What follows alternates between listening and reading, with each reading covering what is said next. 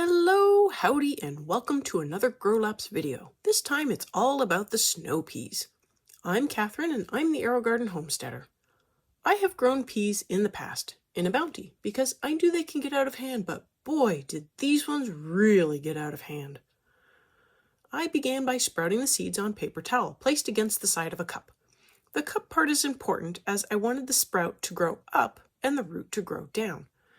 Had I placed the paper towel flat, the root might have grown into the paper and the sprout would have grown up at a strange angle.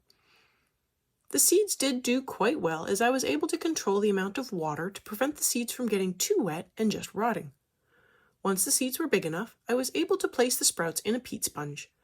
I initially put them in off-center, but upon thinking about it, I went and turned the sprouts around. I realized it was more important to have the stem centered than the root in the center.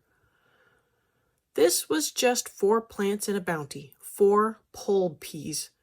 That got out of hand quickly and took over like crazy, climbing up my wall several times and each time slowly toppling over under their own weight. I do not recommend growing pole beans or peas in a bounty. Stick to the bush varieties. Other than crazily growing out of hand, the peas tasted great. Unfortunately, my lettuce didn't do well and I had to delay harvesting the peas until the point where the pod was a little too tough to eat.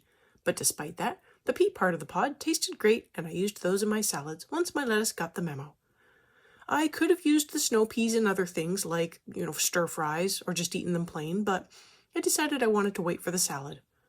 I eventually decided that the plant had reached the end of its production cycle, especially since it had spider mites, and I finally cleaned out the bounty. So, while the plant got out of hand, the peas were delicious, and I now know to be much more careful in future to choose something that is more of a dwarf or bush variety. If you want to see how the remaining plants are doing, I have linked the latest plant update. If you found this useful, give the video a like so others can also find this video, and a subscribe so you know when the next video is uploaded. It really does help me out, and I will see you next time on the Aerogarden Homestead.